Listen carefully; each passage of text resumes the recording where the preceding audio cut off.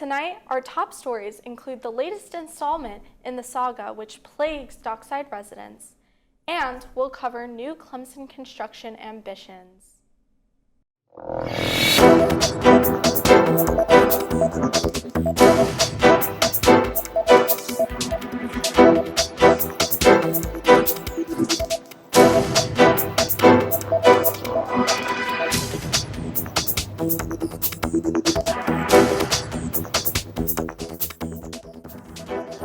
Good evening. Thank you for joining us. I'm Augusto Uriona. And I'm Rachel Golden.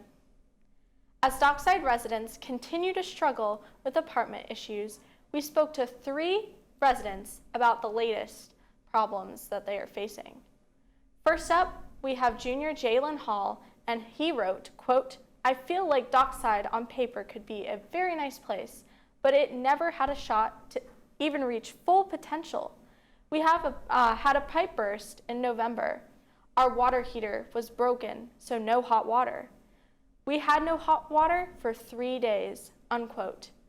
Secondly, sophomore Adam Smith experiences a similar problem by saying, quote, "I don't even know where to start with Dockside. We basically were scammed.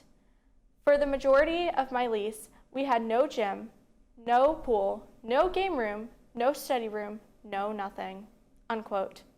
Lastly, freshman Kenzie Quaintance sees a glimmer of hope in Dockside. Quote, "I signed my lease at Dockside last year to live there, and I don't know what to do, but I took a tour and it looked really nice," unquote.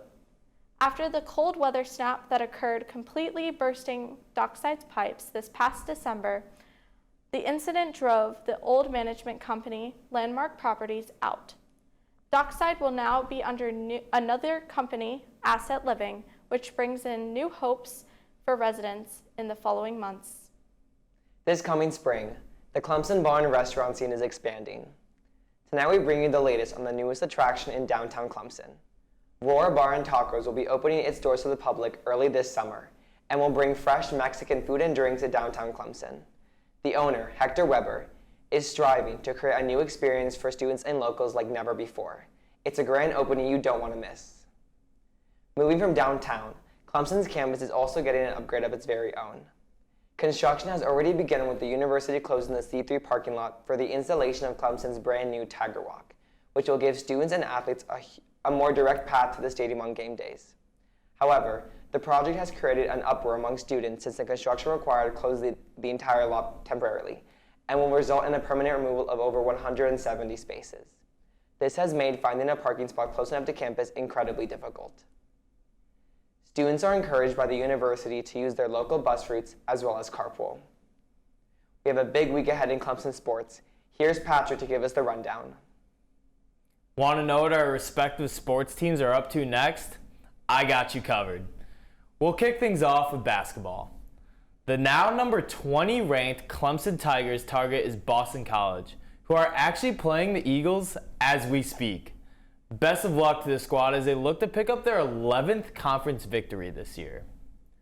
While losing in a tough matchup versus North Carolina this past Sunday, the women's basketball team looks to redeem themselves this Thursday night. They will be taking on the Miami Hurricanes in a big-time conference matchup at 8 p.m. this week at LJC. Let's show Miami what hostile territory looks like come Thursday. After a phenomenal showing at the 2023 Bob Pollock Invitational, the track team is back on the road yet again. This time, they'll be competing in Blacksburg, Virginia for the VT Challenge this weekend. Keep on elevating, Clemson track. Moving on to men's tennis, the streak continues of defending Tiger Town. After a clean sweep victory against Nebraska, that now makes 6 straight wins for the men. Number 7 will be a very special one if accomplished. Why is that, you ask? South Carolina will be in town Friday at 5 p.m. attempting to take that streak. Defend what's rightfully yours, gentlemen. Lastly, let's wrap it up with women's tennis. After a trip across the country last weekend to California, where they took a win and a loss, the women are back at the Duckworth Tennis Facility Friday afternoon. They will be taking on Georgia Southern at 1 p.m. Friday. Come out and give these incredible student athletes your support. You will not regret it. Once again, this is Patrick Driscoll, and thank you for tuning in with me. Back to you, Rachel. Moving out of Clemson into a South Carolina story which has made national headlines, we bring you the latest in the Alex Murdaugh trial.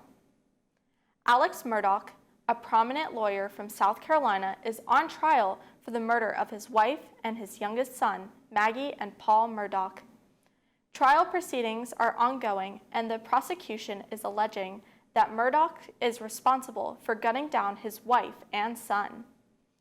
Murdaugh's defense team argues that the crime scene indicates that there were two shootings responsible for the murders and that their client is innocent. Should he be found guilty, Alex Murdaugh is facing a maximum sentence of life without parole and a minimum of 30 years in prison. Tune in to our next broadcast for further updates in this unsettling trial. Look for us in the coming weeks on Library Bridge to be featured on our next installment of our Man on the Street interviews. And lastly, we want to thank WYFF for giving our student upgrade. We'll see you in the next time. I'm Augusto Uriona. And I'm Rachel Golden with Clemson News Now.